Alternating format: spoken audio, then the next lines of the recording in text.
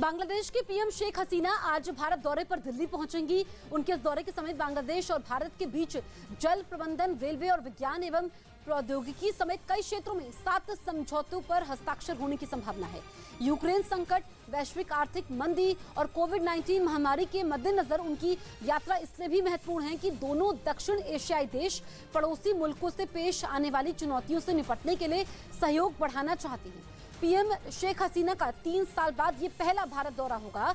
वो 2019 में भारत आई थी। अपनी यात्रा के समय हसीना अपने भारतीय समकक्ष के साथ द्विपक्षीय वार्ता करने के अलावा राष्ट्रपति द्रौपदी मुर्मू और उपराष्ट्रपति जगदीप धनखड़ से भी मुलाकात करेंगी।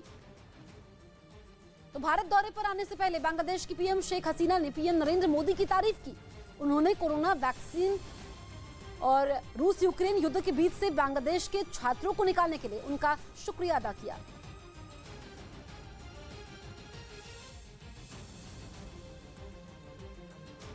I really thanks to Prime Minister Modi to take this initiative, and that way he contributed vaccine to not only Bangladesh, also some South Asian countries, and it's really very helpful, and it's a very prudent initiative he has taken.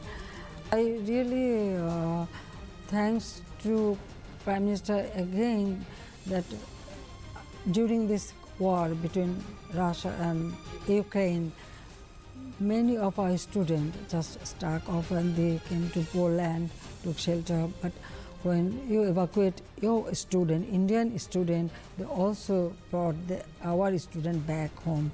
So it was really, you have shown a really friendly gesture. I thank to Prime Minister for this initiative.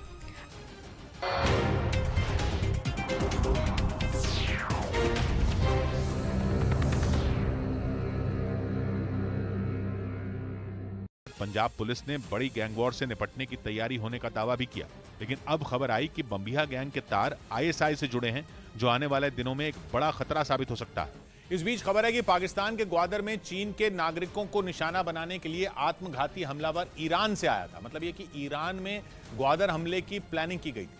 असल में पिछले महीने 21 अगस्त को वहां चीनी नागरिकों के काफिले पर हमला किया गया था और उस आत्मघाती हमले में 2 बच्चों की दर्दनाक मौत हो गई थी, जबकि चीन के एक नागरिक समेत कई लोग घायल हो गए थे। यह हमला उस वक्त हुआ था जब चीनी नागरिकों की 4 गाड़ियां ग्वादर एक्सप्रेसवे से गुजर रही थीं। तभी वो आत्मघाती हमलावर एक गाड़ी की तरफ दौड़ने लगा और पास पहुंचते ही उसने खुद को उड़ा लिया था।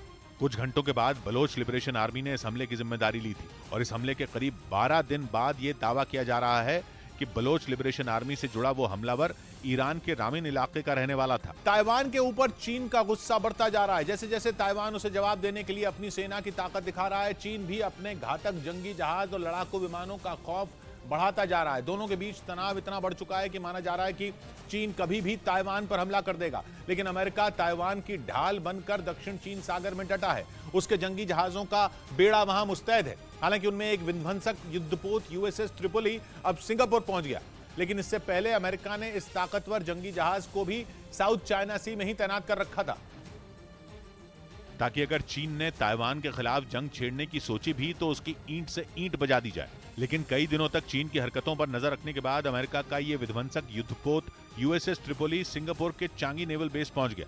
अमेरिका का ये जंगी जहाज 844 फीट लंबा है, जो परमाणु ऊर्जा से चलता है।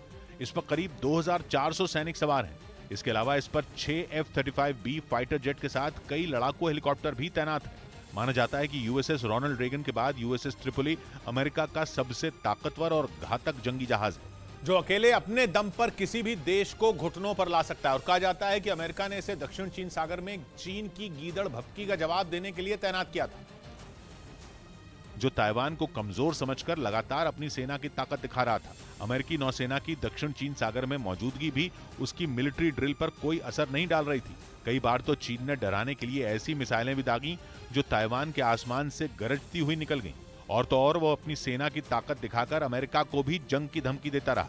चीन ने हालात ऐसे बना दिए कि साउथ चाइना सी जंग का मैदान दिखने लगा, जिसे देखते हुए अमेरिका ने यूएसएस ट्रिपोली युद्धपोत को समंदर में उतार दिया था। लेकिन पेलोसी के ताइवान दौरे से पहले ही अमेरिका अपने सबसे ताकतवर जंगी जहाज यूएसएस रोनाल्ड रेगन को साउथ चाइना सी में तैनात कर चुका था। क्योंकि ऐसी खबर आई थी कि चीन ताइवान दौरे के वक्त नैन्सी पेलोसी के विमान पर हमला कर सकता है। हालांकि ऐसा कुछ हुआ नहीं, लेकिन अमेरिका ने